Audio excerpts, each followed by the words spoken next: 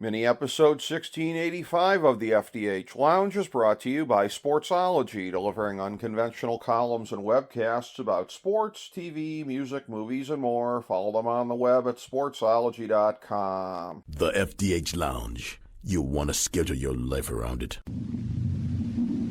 A long time ago, on a gloomy, wet Cleveland spring night, two men stand alone amidst the late-night drizzle. Their voices echo across the vacant station parking lot as they debate the merits of the great American radio show that have been missing for far too long. On that night, an idea was born.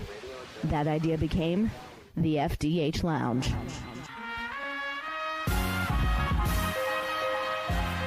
Welcome to the FDH Lounge. Hello, everyone. Welcome to FDH Lounge Mini episode 1685. This is FDH Managing Partner Rick Morris coming at you.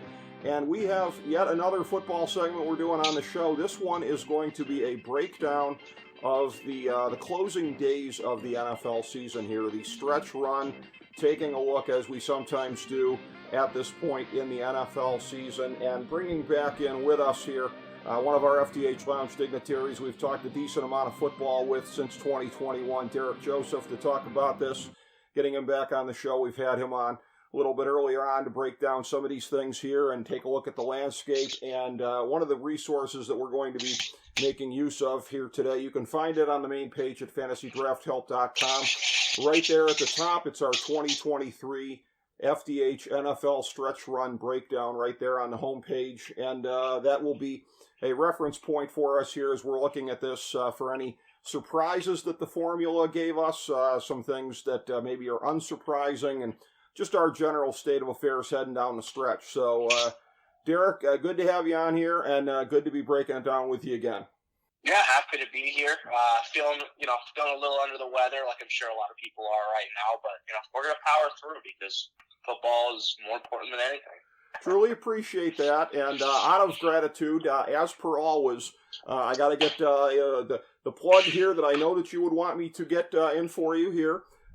With your better half, the lovely now Mrs. Derek, Maya Master, and you can find her on Twitter at Chaotic Goodest, and check out the link tree. Check out all of the links there, and you will see why we have been so high on her upside and everything like that ever since she first came on our radar. Somebody who is truly going to rule the world, and hopefully we'll remember the name Rick Morris when she does. But now that I got the obligatory plug out of the way here, Derek, again, gratitude for coming on and powering through under the circumstances.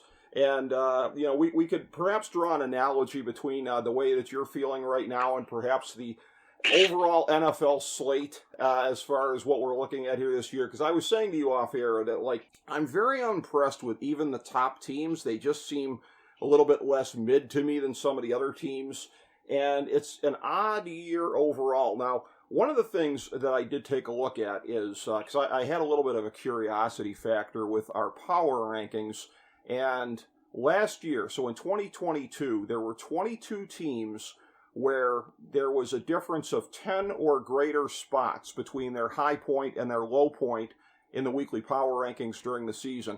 As of a couple weeks ago, it was only 12 teams. Now it's up to 15, and I think in a lot of cases injuries are playing a key role in that.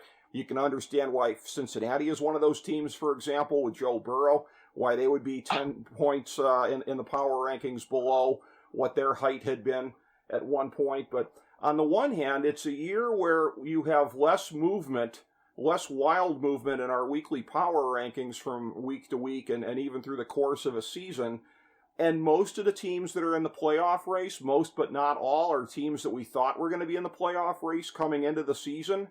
But it's just a thing where you look at some of the presumptive Super Bowl favorites as we've been going through the season here.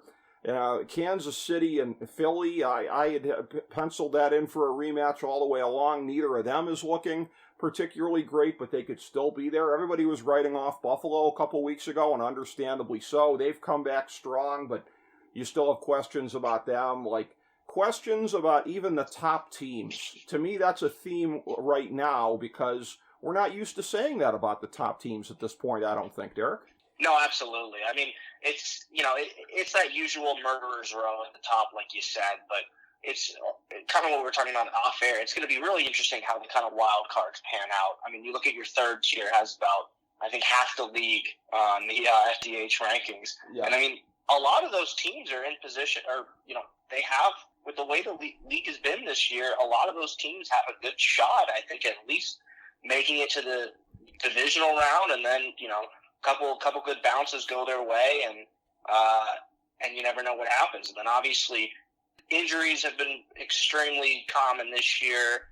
One thing we didn't talk about that off air that I think I hope doesn't play a factor in the playoffs, but it's played a factor in the year this season so far, has been officiating. I've seen a lot of games go weird ways. I don't know if it's just league pressure, if it's, if you want to put on your tinfoil hat and think that the league wants certain teams to go a certain way.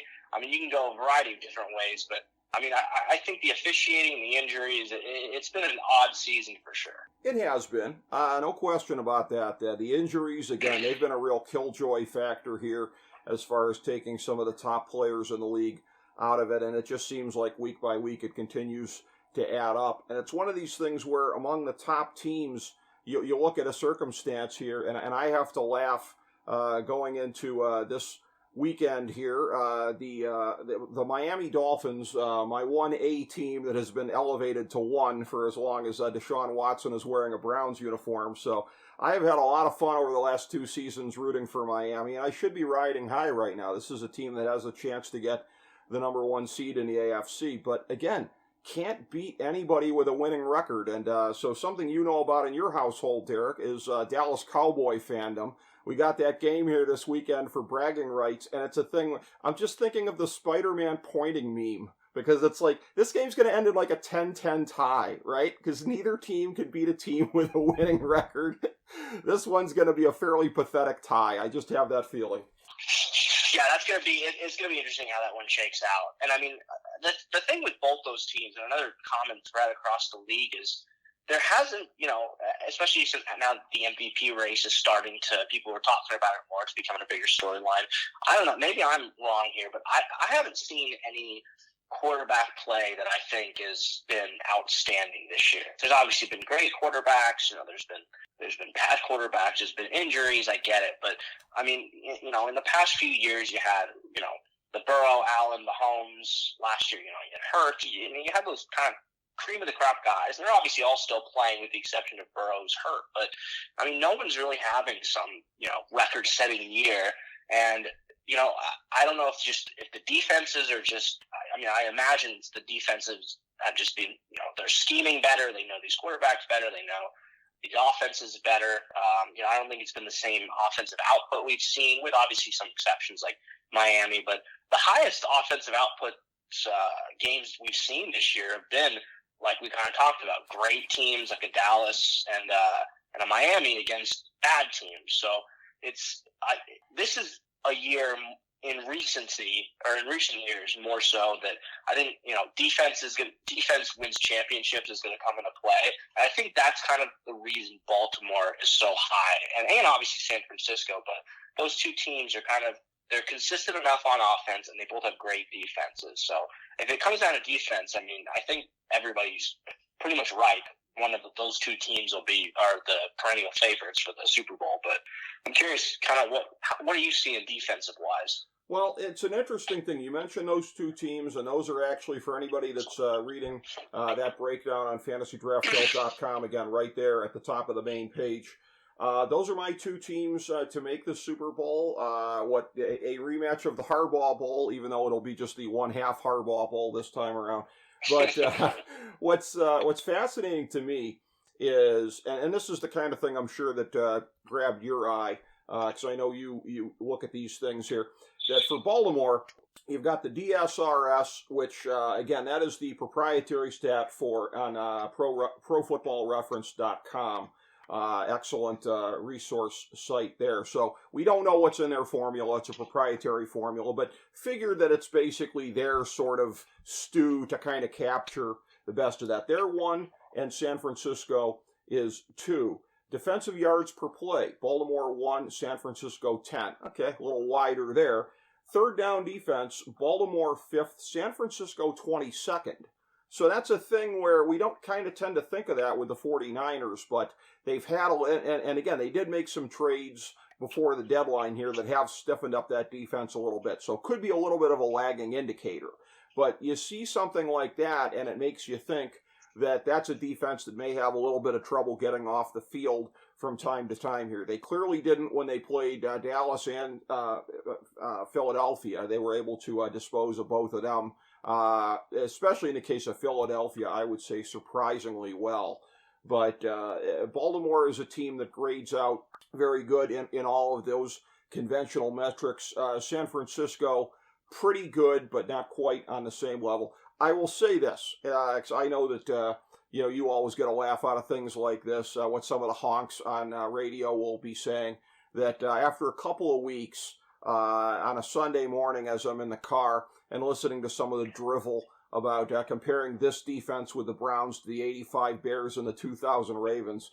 I mean, this is clearly the second best defense in the division. You might even say third based on Pittsburgh. I think Pittsburgh's pretty overrated top to bottom, but there's a case to be made. They might be better than the Browns defense. So I would have to think, Derek, that one of the predicates for being as good as the 85 or 2000 teams that I mentioned would be that you'd be the best team in your own division or conference or something. Yeah, I mean, that's interesting. My pushback would be, I think the divisional play, you kind of see the most outliers in the sense that they play each other twice a year. They play each other every year, twice a year. So those coaches are gonna know each other, and they're gonna know how to scheme each other. So I mean, it's an interesting point, but I don't know how much total stock I want to put in. You gotta have the most outstanding defense in your division, but it's certainly interesting. Well, if you're a team for the ages, Derek, I mean, if you're being compared to the greatest defenses of all time, you should be first in your division. Yes. Oh yeah.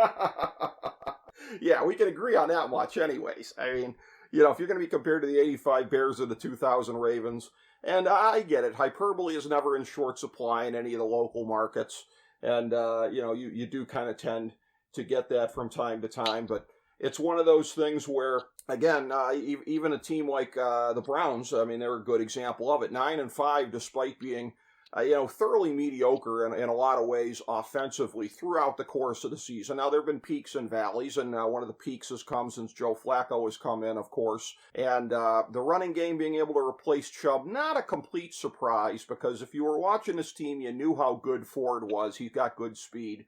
Hunt had something left in the barrel. I don't know exactly how much, but he's had enough to be able to get things done here. So, I mean, a little bit unsurprising that they've been able to have some of the peaks that they have. Equally unsurprising that they had the valleys that they had when P.J. Walker was in there and some of the guys earlier on. But it's a thing where when you've got a team like that is looking pretty likely to get in the playoffs right now, and young teams like Houston and Indianapolis that are right there in the mix. And as I said to you off air, I had called it before the season on our AFC South preview. Those two teams were going to be better than anybody thought. But I'm thinking like 8 wins at the peak, basically, when everybody in the world was saying 3 or 4 or 5. And they might be even better than that at this point. So it's just an odd landscape when you consider the number of teams that are really still in it at this point.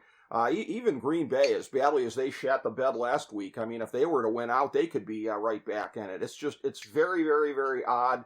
And it's a sign, again, that I think clearly the NFL, in the name of greed, overextended the playoffs here. We don't need 7 teams per conference. There's a case to be made in the NFC. We should probably go back to 5. Yeah, but I mean, I don't know. The more teams in the playoffs, the better. I mean, it gives you the chance for those crazy upsets. I mean, the more teams there, the better. I mean, we saw that discourse, painfully over in the college world a few weeks ago. Yeah. But I mean, a lot of these fringe teams in the NFL, I think have a good shot. I think Detroit has a really good shot. If they can tighten things up on defensively, that offense is good enough. I think they can play with anybody. And then, you get some playoff magic with, I mean, I don't think the Bucs could beat anybody, but you never know. But, I mean, it's a cool year in terms of you have these French teams. I mean, you keep. I know Cleveland. You're a Cleveland guy, so we're going to keep going back to Cleveland. But Yeah. I mean, that's a fun story. You could get Flacco in there. I mean, you could get who knows? Maybe you can get a conference championship with Baltimore and Cleveland. Joe Flacco knocking down his old team. So I mean, from a storyline perspective, it's interesting. I like the expanded playoffs, but I mean, if I know, your predictions, obviously, San Francisco over Baltimore in the Super Bowl. But if you had to pick, a fringe wild card team that could get to the Super Bowl on both, AFC and NFC side, I'm curious who your two would be. Oh, that's interesting because the Browns are going to get in all likelihood with the best record of the wild cards in the AFC, but I have a hard time seeing it. You know what I'm going to do? I'm going to. This feels like a cheat, but it's within the realm of what you asked me. I'm going to say the team that I think is going to be the number 6 seed, Buffalo, in the AFC. I've already got them winning as much as it rips at my soul to pick them over the Dolphins. I mean, how can I not? I mean, the one time they played the Dolphins, they lit them up. And again, I go back to I need to see Miami beat a good team, and I'll be certainly hoping for it over the weekend and wearing my Dolphins gear. But Buffalo, in all likelihood, going to get in as a wild card team. So as much as it feels like a cheat because they are one of the traditional powers of the AFC in the last couple of years, I guess I'm entitled under the circumstances to pick them according to your criteria. A little more tricky in the NFC. I will say, in looking at this here, I don't kind of exactly know why, because the eye test doesn't line up with it, but as I'm sure you noted on the breakdown here, biggest riser since the midway point of the season, the LA Rams 10 spots. So they, again, defensively, I guess maybe that's been one of the differences. They've kind of risen to being mediocre defensively, and they're still good offensively. And again, I don't know if I see them. They're going to have to go on the road an awful lot to do it, but more so than Seattle. Although, you know what? I'm going to do the same thing here. This is kind of funny. In the end, I'm going to go with Dallas because it's a thing where, and I can only imagine how much this might piss off all the Cowboys. Wild cards, it's cheating. Well, hey, they're going to be the 5 seed probably. I think with the remaining schedule, I think Philly's still going to take the division.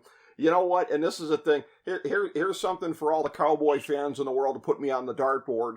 But in a year where basically all the top teams are mid, that would be the year that you would think a Jerry Jones team could slip through. So there we go. Buffalo and Dallas. And boy, oh boy, after what we saw last weekend, maybe not a rematch the Cowboy fans would want. At least it'll be on a neutral field this time, huh? That's true. You got Vegas. That's that's basically a home game for Dallas. I don't think that's too much of a flight. But no, that's interesting. The teams you picked. I alluded to it before, but Detroit is my number one. I know I'm breaking my own rule because that's cheating. So I guess I can't go with Detroit. But if we're going off of who, not your usual suspects, it's Detroit. But if we're going off of who's kind of sitting in that wild card role, I refuse to say LA as a divisional rival. How about Seattle? Gosh, it's tough. It's tough. I mean, the Lions were kind of, I got an early future on them at plus 2,900 earlier right before that first game where they beat the Chiefs. So that's awesome. I have a secret desire for them to get there all the way. AFC wise, I think the Bills it breaks the spirit of it, but I do agree with you. Houston would have been mine. I don't know how long Stroud is out. I want to say another week or two. I haven't looked at that injury report lately, but with a healthy Houston, I know they lost Tank Dell too, which kind of throws a wrench into this. But I think a healthy Houston team, I had them shocking everybody. I think C.J. Stroud's going to be a problem in the league for a long time. I think he's going to float quickly to the top or near the top of that pantheon of AFC, stud quarterbacks, with Mahomes and Burrow and Allen and Lamar. So I'll stick with Houston here. I'm going to stick also. Houston, I think, has an interesting shot there. I know they're banged up, but, there's still a few weeks left, people to get healthy, and other teams to lose top people to injuries. I don't wish for injuries to anybody, but injuries are gonna play a big factor. Yeah, and I will say, I'll be happy for you if that Detroit ticket cashes. But it's a thing where it'll be a little bit more dire for me if it does, because on this show, my man Chris Galloway previously extracting a pledge from me as the world's probably only continuous Jared Goff apologist all the way through history here. Going back to 2016 when I was trying to popularize the phrase "turn your head and cough for Goff" in the draft for the Browns there, to no avail. But again, he extracted from me a pledge that if they win the Super Bowl, I will get a tattoo of the Lombardi Trophy and his face on my ass. So, oh my gosh, it's going to be a less fun day in my household than it'll be in yours if that happens. So, as the needle is digging into me, I'll try and think of how happy I am for you hitting that plus 2,900 ticket. But, it could happen. Again, stranger things have happened. Look, if a team like Dallas or Detroit or somebody like that's going to slip through, I mean, maybe it ends up being in this chaos theory kind of a year where even the really good teams aren't that really good. I mean, San Francisco right now, everybody's acting like they got a hammerlock on things in the NFC, if not the NFL. Hello, remember mid-season when everybody was writing them off? They had that 3-game losing streak. They looked like ass. I mean, it's one of those things where we're just supposed to forget what happened in the recent past here. I mean, it's one of those things where, Super Bowl teams all go through a trough period. I think like the aforementioned 2000 Ravens, didn't they have like 5 weeks in a row of like not scoring a touchdown? I mean, I guess that's an extreme outlier, but you don't generally have the prolonged periods of time or the repeated periods of time that some of the teams at the top have looked bad this year. And it's one of those things where I talked about this coming into the year because I kind of laughed about it that you guys ended up hiring Cleveland's own Jonathan Gannon there as your head coach. I was laughing about that at the time. Like, what, did Philly leave him behind after the Super Bowl because they were pissed off at him? They had stranded him there. But, I noted coming into the year, I picked Philly to win the NFC, but I was like, well, they are replacing both their coordinators. That is something to keep an eye on. What's interesting is, didn't seem to be an issue early on. I thought if it bit them early on, Derek, it'd be in the first month or two. But, especially defensively, it appears to be getting worse as it goes along here. I'm like, how the hell can that be part of your transition to a new coordinator? All the bumps in the road if they were going to be out of the way this year, they should have been out of the way in the first half of the season. It's interesting because that's the same thing I meant to bring it up earlier when we were talking about DSRS with San Francisco, because they have a new coordinator as well. Yes. Losing to Nico Ryans to Houston, and I don't have the highest opinion of Steve, or I believe it's Steve Wilkes. Yes. I think the coordinator carousel affected them as well, because they have the guys, and I know they picked up even more guys before the trade deadline. So, but it's interesting. The difference I see with San Francisco and that losing streak they had is they are a house of cards in the sense that you take out, they lose, I believe that those 3 games, they didn't have Devo, they didn't have McCaffrey, and they didn't have Trent Williams, which right. I get it. Those are 3 of probably Devo is kind of unique in the sense that he's in that offense, he's key, but yes. Those are 2 of some of the best players at their position in the league, but you lose those 3 players and they can't really do anything. So it's San Francisco, and then obviously we saw they lose Purdy in the conference championship last year and sort of fall apart. So as great as San Francisco has looked this year, I still see them as a house card in the sense that injury will affect them worse, I think, besides losing, like a quarterback. But of any team, San Francisco loses, some of their key people, and that whole team just collapses. It's fascinating the way it affects them comparatively to some of the other teams. Yes, and I want to come back to DeMeco Ryans in a minute here because you made me think of something when you mentioned that. But as far as it goes with San Francisco, this is one of these deals now where as much as everybody was crapping on Brock Purdy when they hit that trough, and justifiably so, he wasn't looking good at the time. but it was a thing where, I think it was a matter of putting him on too big of a pedestal before that, because he is essentially, again, a system quarterback, a game manager, etc. And now he's getting all this run for MVP, I think largely in the void of what you talked about before. What other quarterback candidates are there? There's really not anybody. And, got to give it to a quarterback no matter what. But you're looking at a situation where he's certainly behind CMC in his own offense here. Maybe Trent Williams too, but we don't give MVP to offensive linemen under any circumstances. But I mean, for a guy who's no better than the second best player on his own offense, and probably more like third or fourth or somewhere in there, how the hell do you end up being MVP of the league? Yeah, no, I think I don't see a world where that happens. I mean, if we're talking about MVP, I do think it's Tyreek Hill. I mean, if you place that man anywhere and he elevates the entire team, to me that is the MVP. Will he get it? Maybe if he hits 2,000 yards, I don't know. I think there's some. They're going to focus more on numbers there. But I mean, while we're on this thread of quarterbacks and some faltering teams, before I know you wanted to pull a thread on D'Amico Ryans, I do want to talk about Kansas City, and not just because of Taylor Swift. Kansas City has had, despite them still being in that top playoff conversation, they've had a rough year, and there was a few games where the officiating turned it their way. I mean, turned it their way and turned it against their way. And we saw it recently with that lateral, and we saw it back in the Jets game a few weeks ago. But I don't know. They're going through an interesting problem, because obviously they didn't have Tyreek last year, and they still looked pretty good. But with the exception of Kelsey this year, they have just been awful in the receiver world. Yeah. So I'm curious how that'll kind of come into play come the playoffs. If Mahomes and Kelsey can really just carry them through. Obviously, I know the rest of the team's pretty good. They have a pretty stout defense. But Kansas City, I know Mahomes is still probably the greatest quarterback in the league right now.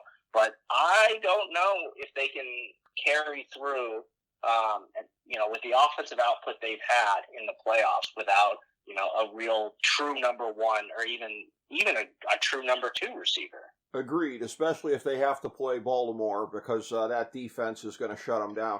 This is a thing where, again, Rashee Rice, they are getting something out of him, but he's basically being forced to be WR1 by default, which is unfair to put on any rookie, and particularly a rookie who, I mean, not a low pedigree rookie, but not a high pedigree rookie either. He wasn't like a guy that went in the top 10 or top 15 of the draft.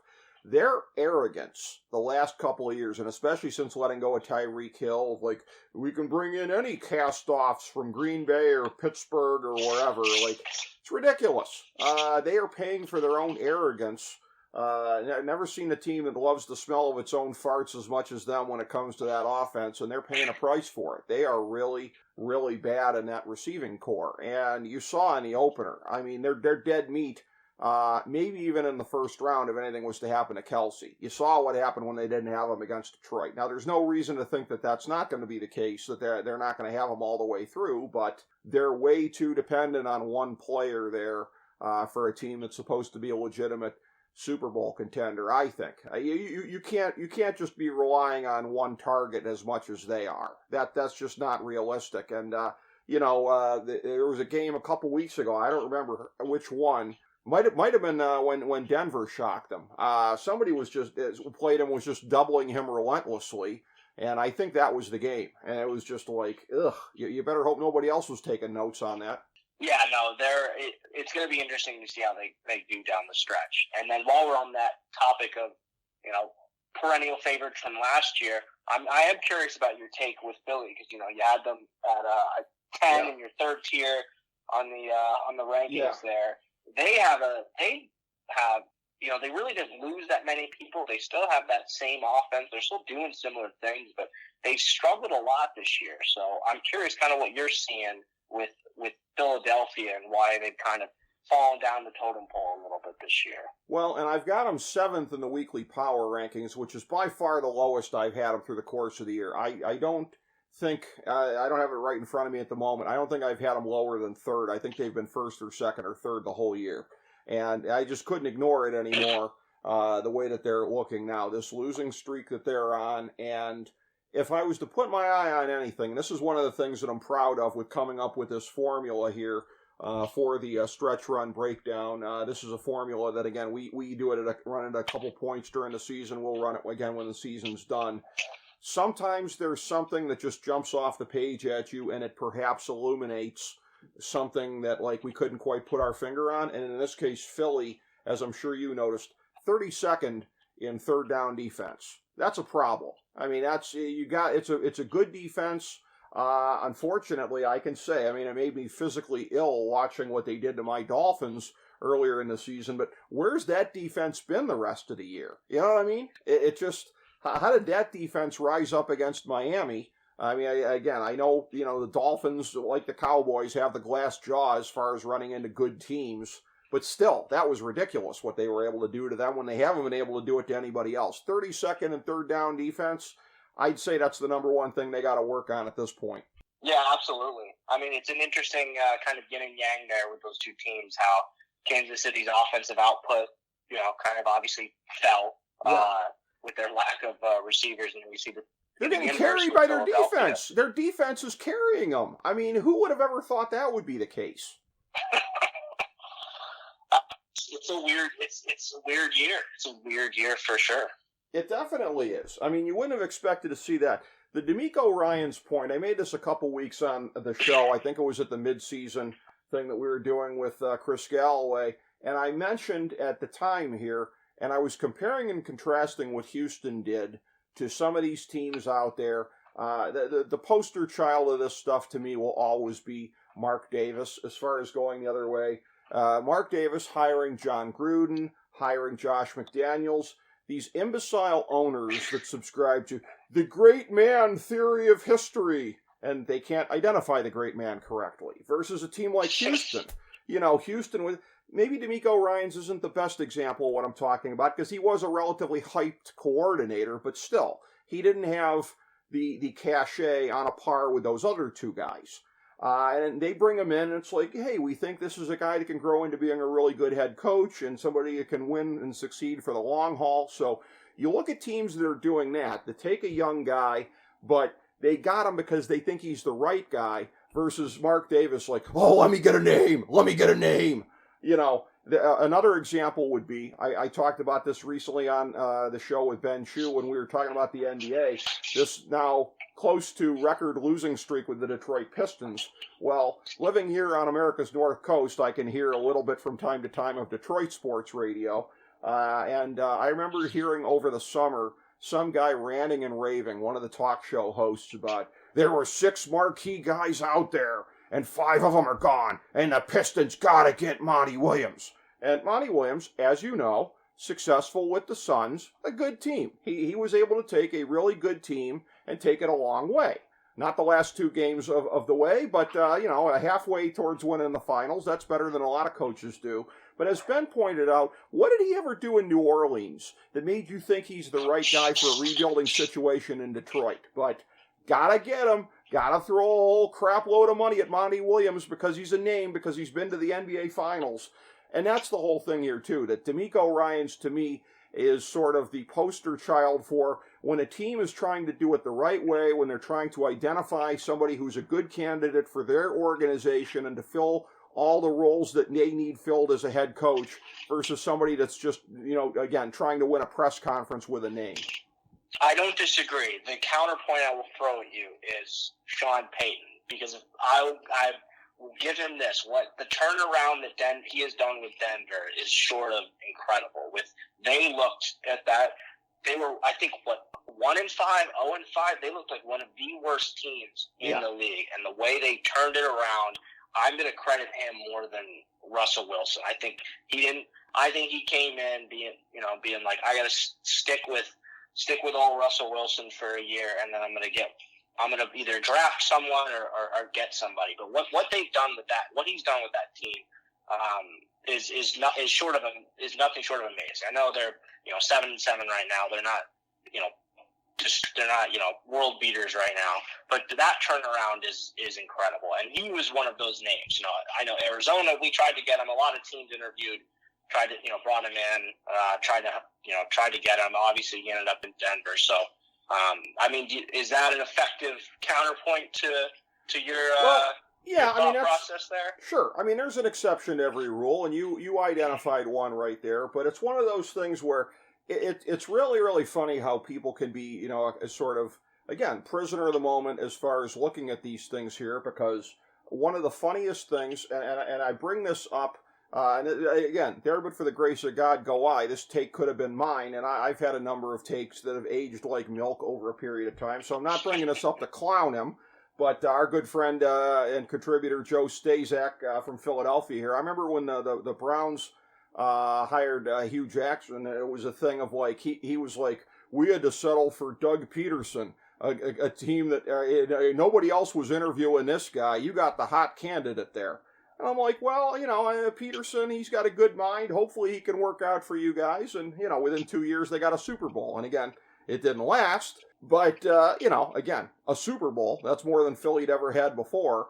So it's one of those things where when you think something in a moment of like, whether it be the downside of, we had to settle for this guy, or the upside of, look at the name that we got, that's where you can run into issues. Now, as you say, Denver got a name, and he did work out well. But, I would contrast that to in another sport here, who was Michael Malone before he got the Nuggets job.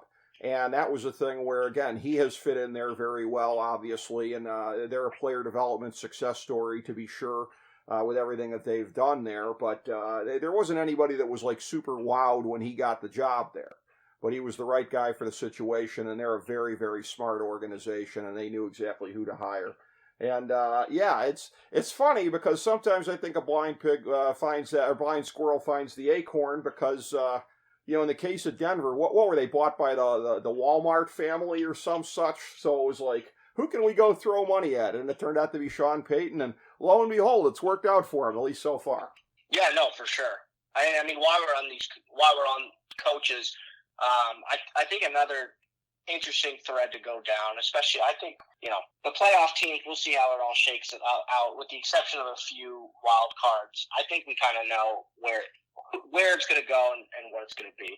What I think is interesting this year comparative to maybe last year or the year before is it's kind of a transition year. So when you look at some of the bottom teams that aren't going to be in the playoffs, I'm curious kind of who you see as teams that have a bright future and who is, they're going to be terrible for a while. I think Washington maybe has something that's going to be interesting. They're clearly going to dump Riverboat Ron there, but it's going to be interesting if they either get Bieniemy, if the reports are true, and Belichick leaves, if he goes to Washington. But I think they have something there.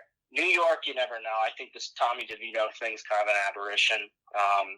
Carolina, I think they made a poor choice with Bryce Young, and plus that owner I don't think is great. But it's interesting when you look at some of the teams this year that are really towards the bottom, because a couple of them I think have some bright futures, but a lot of them I think are going to stay towards the bottom for a few years. Yeah, I think Carolina first and foremost along those lines, because to the old cliche about a fish rotting from the head, you need to look no further than the ownership there.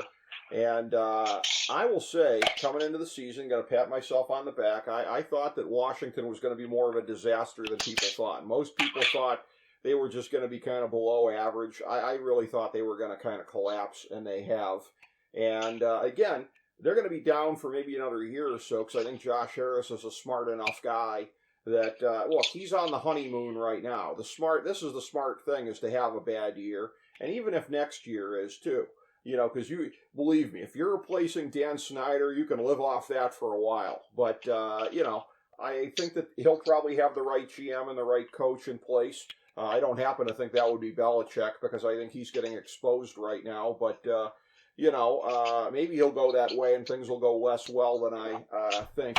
But Washington hasn't been historically a great place for coaches to rehabilitate their reputations over a period of time. So my guess is it would be a younger guy. But Washington, I think they're going to bounce back, but it's going to be a year or so. The Giants, again, as a guy that was a Danny Dimes doubter from day one, I told you so. So, they're stuck with him. Now, I do understand in the offseason, like they limped into the playoffs there, and it was one of those things where, we kind of put them on the spot, right place, right time. Did I think it was a bad decision? Yeah, but did I have sympathy for them? I did, because sometimes you get forced into making bad decisions, as they do. The Jets, I think, again, they've still got a good defense. And, again, you look at the numbers here, third in DSRS, third in defensive yards per play, albeit only 20th in third down defense. But the Jets, I think, are going to blow it up at this point here, because they're going to have to. Las Vegas, I just, with some of the contracts they got on that team, I could see them being down for a while. And Mark Davis is going to be enough of a yahoo to go throwing money blindly. There's a perfect landing spot for Belichick, by the way. He can go get paid to go 6-11 there for the next several years. So some of these teams I do think are going to be down for a period of time. I think Chicago is going to be poised to bounce back well. And regardless of what DJ Moore said this past week here about, Justin Fields should still be the guy next year. He won't be. They're going to have Williams because they're going to get the first pick by proxy with Carolina. What an amazing deal for the Bears. And I will just say, too, I think this is emblematic. I was talking about this recently with one of my friends, and I said, Fields will be in a camp next August, and he will be the favorite to win a job. It'll probably be like Fields and Case Keenum or some such. Because, we're at a point in the NFL where I guess the last point that I have to make is I think the thinness of the quarterback position, it's a nice crop coming in, and that'll counteract it somewhat. But this crop of quarterbacks, of top quote-unquote quarterbacks, if you had to name the top 10 guys in the league, man, you'd really be stretching like 7, 8, 9, 10. And then you're looking at sort of glorified backups once you get into the teens. It's one of these deals where I just think at this period of time, guys like Fields, he'll get a second chance somewhere. And again, he's not your traditional bust. He's not necessarily somebody who, through the first 3 years, has played poorly across the board. But, you're going to see more and more and more. Unless you're like Zach Wilson bad, you're going to get a second chance, and teams will be looking for somebody like that because not everybody is going to be high enough up in the draft to be able to get quarterbacks like this. Look at Washington this past year. They weren't high enough up, and they didn't want to trade up to get a quarterback. Atlanta foolishly thought they could win with Desmond Ridder, which, again, I called it at the time. That was a load of crap. But you're going to see more and more of this, I think, in the future, that if there's somebody like Justin Fields who wasn't all that his first team wanted him to be, but wasn't a complete bust, they will get, again, they may have to compete for their next job, but they're going to have a very good chance to get it because retreads or whatever you want to call them are going to get more of a lifeline because the quarterback supply, the legitimate one here at this point, I think is lower than I've seen it in a while. I don't disagree. I mean, I think we're seeing the end of the, they're all gone, but the true end of the era with, that stretch of the Mannings, of Brady, of Rivers, of Roethlisberger. I know they've all been gone for, a couple seasons now.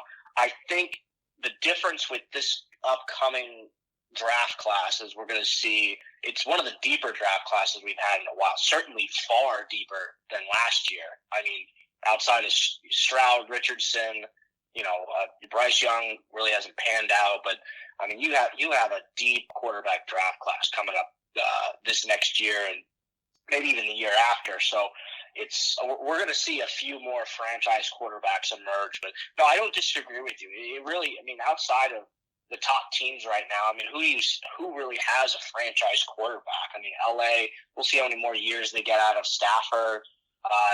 The Chargers, I'm sure they'll stick with Herbert for a while, but they're obviously going to bring in, new management and head coach and GM. Who knows what they do? So, yeah, no, it's an interesting point that you bring up. It is kind of really thin at that quarterback level. I mean, part of it's injuries, but yeah, it really is sort of strange to see kind of how the quarterback position, you had those top guys the last few years, and it's really just thinned out. But no, I think you're right. Justin Fields will probably land somewhere. I think he could have he might have a good year. I mean, look at what Baker's doing out in Tampa. I mean, Tampa's okay. They have, they still have Mike Evans, but I mean, I think Baker earned himself this year. Whether Tampa wants to keep him or not, I don't know, but he's earned himself a starting job for at least another year, whether it be still in Tampa or somewhere else. But yeah, it's going to be interesting how it kind of all shakes out over this next off season. Well, exactly, and that's one of those things where Baker will be starting somewhere next year, because who could afford, if you're a team that doesn't have a quarterback, who could afford to turn up their nose at him? The depth in the league right now, with the way that it's all just kind of plummeting at this point in time, that's where, again, so, Fields, I don't think he's going to be in Chicago, but he'll be just fine. He'll land somewhere, and there will be opportunities to be able to get it going there. You may see the same with Kyler Murray if you guys end up looking at your very, very high pick that you're going to have here. If you go in another direction, that'll be, again, I don't think you're going to get much for him, but if he's out there on the open market, certainly he could very well be the favorite to be some team's starter next year. Yeah, I from what I've read from the beat reporters and everything, and from what the management said, I don't think they're gonna dump him. Which I agree with. I think build a good team around him and see what happens. I mean, Keim was such an awful general manager. Yeah. I loved it. Like you put a Marvin Harrison, you beef up that O line, you give him some more weapons. See what Kyler does. If they're going to dump him, it won't be this coming up year. It'll be a couple more years. But the backup, the other sort of good thing about all the quarterback injuries this year has been the emergence of some of these backups that have definitely earned themselves maybe even a starting job. I think Browning will probably go get a starting job somewhere for a team, like you said, that maybe doesn't want to, spend that draft capital on and getting someone. He could end up on a Seattle or New Orleans or who knows. So, and then obviously Cleveland's had their ring around the rosy. Yes. Of 4 or 5 different starting quarterbacks this year. Obviously Flacco will hang out there, but DTR was okay. I mean, and I don't know what they're going to do with the Deshaun situation, but I mean their backups have played decent enough. I think they'll find a home. Obviously, Indianapolis Gardner's played pretty well, and Anthony Richardson was clearly showing he's going to be their franchise quarterback for the future. So, it's going to be interesting kind of how it all shakes out. Well, and, Watson, again, they're stuck with him because of the contract. I think to a certain extent with Murray in Arizona, it would be tough to get out of that deal because of the dead money. So that's going to be a factor there as well. But it is funny that one of the quarterbacks that was not part of the carousel in Cleveland this year was Josh Dobbs. And not so much when he was in Arizona, but especially when he was in Minnesota. Everybody was like, oh, how come he's not still here? Oh, he should be the starter here. He should be the starter over Watson. And it's one of those things where, and again, getting exposed to where I think he's probably now third on the depth chart in Minnesota. And I love him because I'm a Tennessee Vols honk. But again, he is what he is at this point.